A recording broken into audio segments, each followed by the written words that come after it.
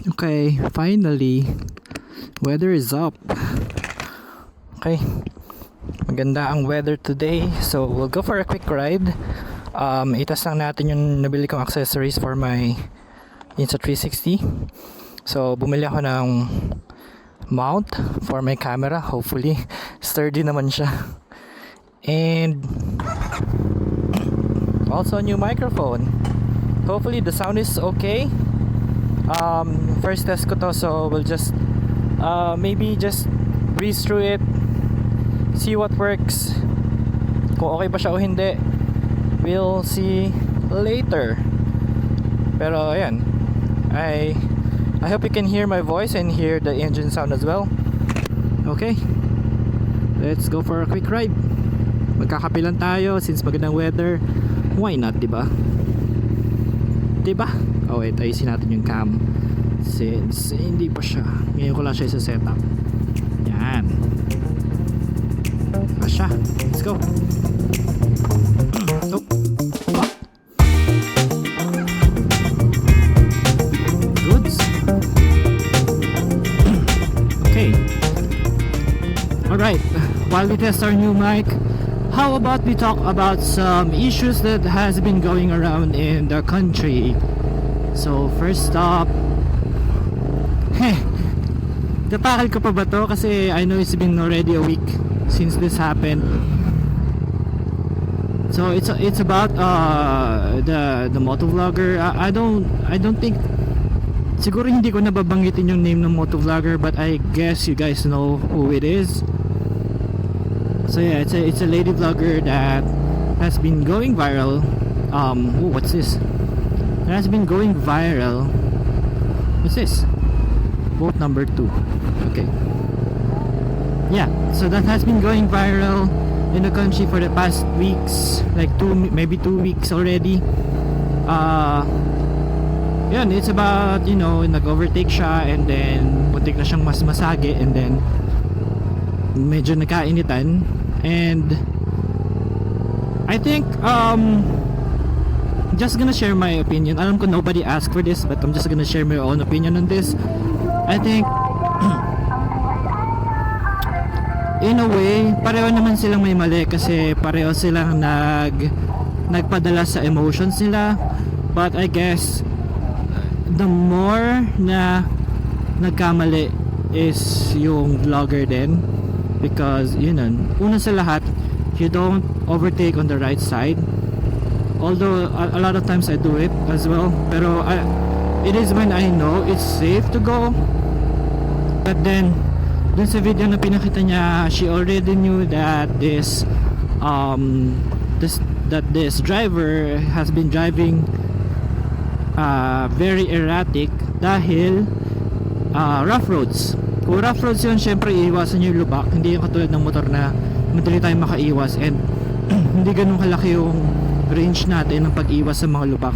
Hindi katulad ng kotse, they have to take note na apat yung gulong nila, and they have to, you know, switch the lanes occasionally para lang hindi sila masyadong madali ng lubak.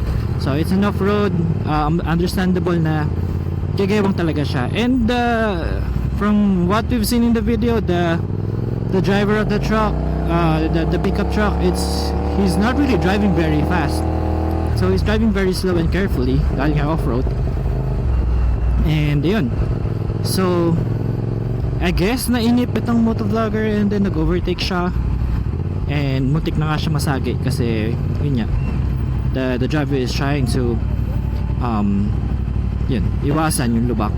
Pero yun nga, dapat siguro nagbusina man lang siya, alam mo yun, tamang, o kaya nagbomba man lang siya ng konti, tamang bit-bit lang, bit-bit, ganun. Okay na yun eh, konting bit-bit lang maririnig na yun ng driver, and mukha namang mabait yung driver. So I guess iiwas naman yun eh kapag nagbusina siya eh. Pero kasi yun, I don't know what's going on. Probably dahil sa init din, init ng panahon, nagkainitan ng ulo, or probably frustrated na din siya kasi ang tagal ng biyahe niya and nalulupak, natatagtag na siya and all that shit. But that doesn't give you a reason to be, you know, to be a dick in the road. Pero yun, At this moment I think nagkaroon na ng kasuhan. Hindi nagpakita, hindi sumipot si motovlogger dun sa show cause order ng LTO, and may nakikita pa ako mga chismis na 90 days revoked na yung license niya. I know suspended yung license niya. I'm not so sure about things anymore because there's a lot of fake news going around on social media, so hindi natin alam kung ano yung legit na balita. Pero ayun, and I guess we'll see in the upcoming months kung ano magiging resulta nitong investigation and kasuhan. Pero ayun, medyo misogynistic din yung LTO, so medyo I don't really like that. But anyway, another issue, actually not issue but medyo related sa fake news since it's election season. Election na po sa Monday, May 12. I'll probably ride pa Infanta that time since doon ako nakarehistro. So swerte, sana hindi umulan. Today magandang weather pero umulan kayo ng umaga. Hopefully the weather will be very good to me this weekend para makauwi ako ng province ng ligtas. So probably vlog that journey as well. So mag-ride tayo sa Marilaki this weekend to go to the province, and I don't know if I can film inside the precinct, pero probably outside I can video a little bit, but then ayoko makasuhan all that shit, so we'll see. I-document natin yung election doon sa Infanta, pero most of the time naman sobrang peaceful naman ng election doon. So like at well na last elections wala nangyaring dayaan hopefully, and okay naman yung counting. Ang nag-i-issue lang is parang hindi pa daw tapos magbilang yung presinto, pero na-record na daw yung votes dun sa PCOS machine kung ilan. So parang medyo dun kami nasas na ay alam na namin may nangyayari dayan or shit, but we'll never know. As much as possible I don't want to talk about politics, but hopefully this year maging malinis. We all know the new supplier ng PCOS machine, and medyo may ang tawag doon, may conflict of interest. So batayan po natin yung votes natin. Please vote wisely, and as much as possible fill up all 12 candidates para hindi na madoktor or something. From what I've read, vote wag na kayo mag-vote doon sa top 6 kasi alam natin sure win na sila. Try to vote as much as possible doon sa mga underdog, especially doon sa mga sa mga deserve naman talaga, like may credentials, and yun, alam naman natin na talagang yung passion nila is tumulong sa ating mga kapwa, hindi yung mag-aano lang sila, magsasayaw-sayaw lang sila sa Senado, gagawa lang silang kalokohan doon, and then kukunin lang yung kaba ng bayan, which is yun yung iniiwasan natin since pinaghihirapan natin yung taxes na binabayad. So isipin nyo na lang, pinapasweldoan natin yan, tapos sweldo lang natin sila para matulog, walang ginawa, mangurakot. So please vote wisely this time. As much as possible, basahin mabuti yung credentials ng mga tao. Marami kumakalat sa social media about it, pero do your own research as well. Very open na ang information sa internet, so please bumoto ng vote wisely, double think, basahin mabuti ang mga credentials, and wag lang masyado mag-rely sa social media and sa commercials and all that shit. Okay? Vote wisely, please, para sa kinabukasan natin to. Okay? Ayun. And malapit na ako sa sa Starbucks. Quick Starbucks run lang ako. And then yun, tinesting ko lang talaga tong microphone and yung new setup ko na front cam, and I will probably do that in a bit. Just nagpalit ako ng filter, medyo hindi pa ako tiwala dun sa mount, pero we'll see. Hopefully naman siya, matibay naman siya.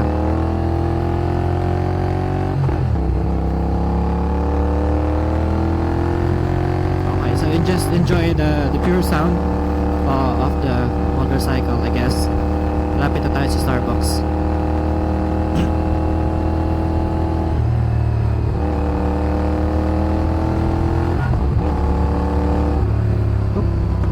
Oh shit. Okay. Akala ko sa Starbucks sila nakapila, hindi naman pala.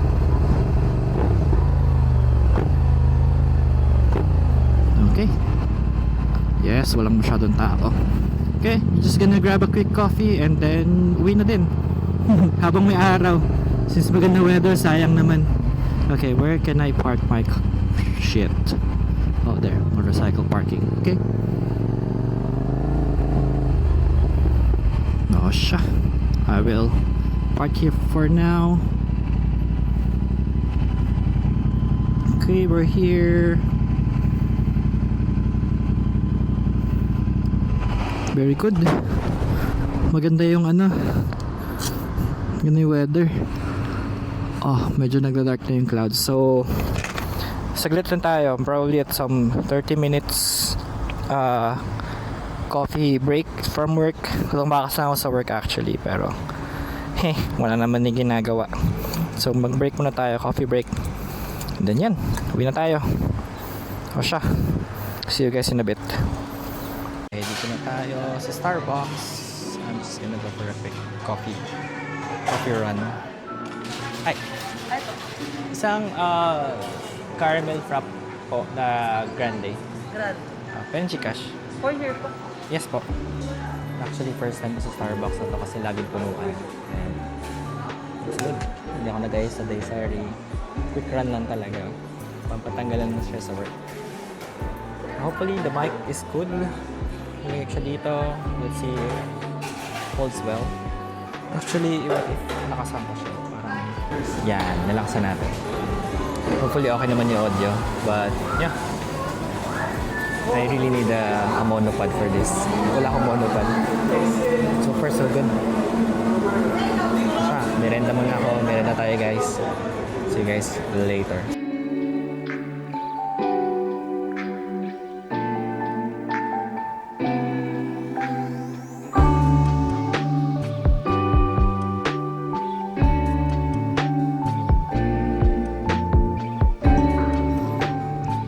Alright. Sa merenda, back to work.